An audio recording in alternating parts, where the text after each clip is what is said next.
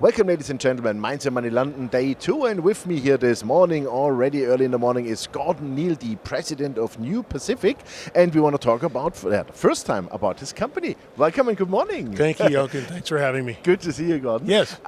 New Pacific, what's the company about? What are you doing? Well, we are a silver-only play in Bolivia. We're really excited about what we've found here. The discovery is a new discovery.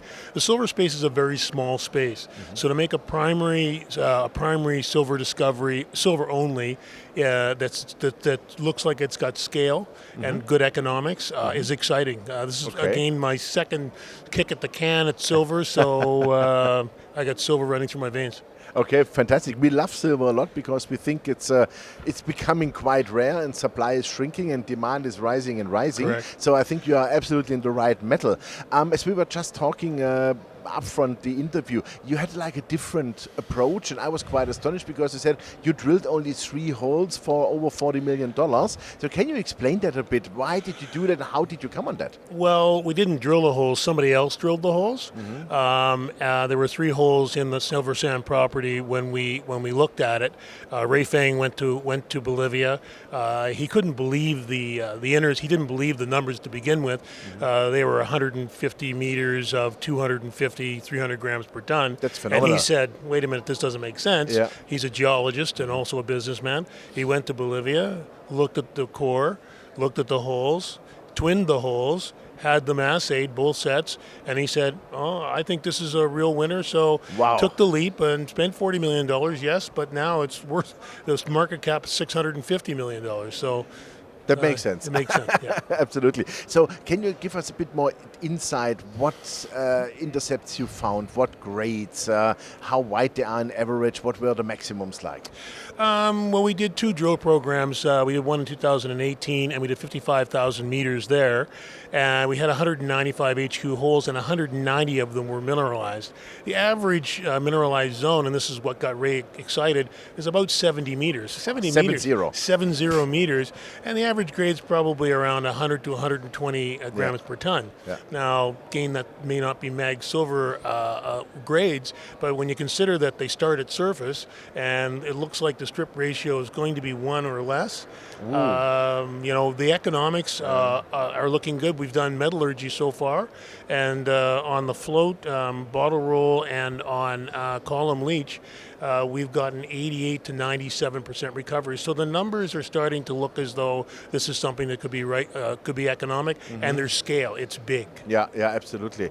Okay, I mean, we don't know now yet how many ounces you have, because I think you're working on a resource estimate probably for next year. We will have one out in the first end of the first quarter, middle of the second quarter this coming year. So let's call it the next 6 months. Yes, yeah. that's fine. Okay, yeah. that is wonderful. That's a good time frame. Yeah. It's open pit, right? Well, I mean, at surface with those kinds of grades, you're talking about a bulk mineable situation.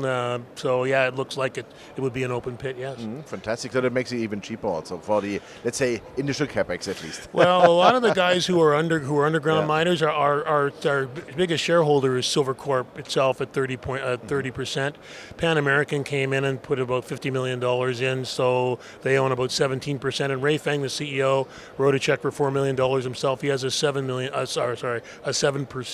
stake. So we've got good shareholders who can build mines.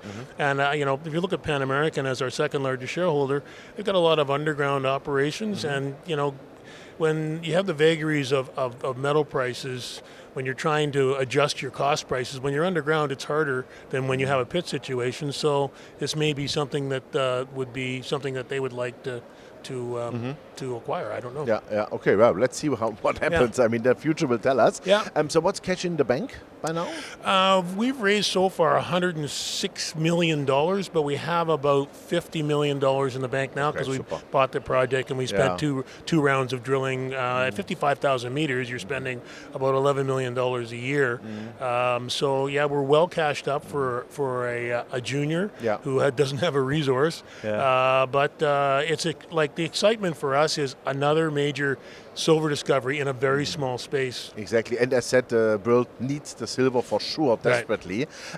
Bolivia, let's talk about that. We have, quite often have viewers who ask us about Bolivia, Venezuela, Argentina, all those hot spots, I would call it, hot in the negative sense. Right.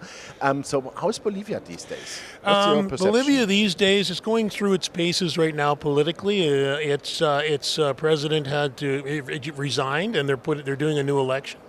But I will tell you this, Bolivia has been mining as a mining-centric country. It's 15% of its gross domestic product is from mining. Okay. They've been mining since the 1550s, since the Spaniards came there at Cerro Rico. Cerro Rico is the longest-running silver mine in the world. These people are miners. They're not. This isn't Guatemala or Ecuador or Venezuela. This is a place that they love mining, and it's part of their culture.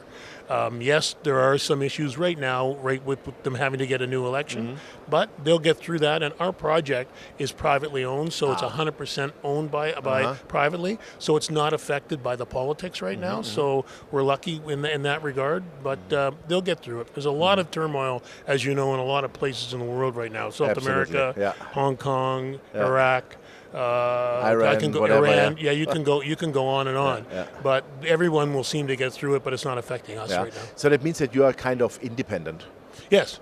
That's not only are we independent, the government of Bolivia also knows this. They have one big mine. The biggest mine in Bolivia is the San Cristobal mine owned by Sumitomo. They employ 2,500 people. It's the largest employer in the country. It's 35,000 tons a day. It's an open pit situation as well. They know that they need this kind of activity, of foreign activity, and that mine is going to be shut down in 6 years. And I think that replacement, hopefully, and so they're looking at us. I would hope, and I would hope that the government knows that they need to have it replaced, and we're a candidate for that. Yeah. Okay. Aside the resource estimate for next year, what other targets are you pursuing? What is important for you next year? Next year, to get the resource calculation out in the next 6 months and a PEA by the end of the year. Okay. And then after that, it's either more drilling. We're also looking at other projects, other properties in Bolivia. This model that Ray Feng has found of an intrusive porphyry dacite into sandstone has allowed us to go and look at other properties that were overlooked. So we're looking at other projects in Bolivia as well, and South America, but particularly. Okay, Bolivia. Super. Sounds like a busy year, I would say. It's busy and very exciting, really exciting. Super. Well, Great. all the best for that, Gordon. Thank you very Okay. much for taking the time, and congratulations to your project. Yeah. And we look forward to hear more from that. Thank you. Thank you. Thanks. Great. Ladies and gentlemen, it was Gordon Neal, the president of New Pacific. And you heard it. Amazing silver project, amazing silver discovery, I would call it. In the next 6 months, is a resource estimate followed by the year-end from a PEA. And the company has over $50 million still in the bank. Top shareholders like Pan American Silver, Fresnillo is in, right? Yeah, and Silvercorp. Really. And Silvercorp, of course, with 30%. So this is really what you should have a look at. Check out the company. Thanks for watching us, and bye-bye from London. Thank you.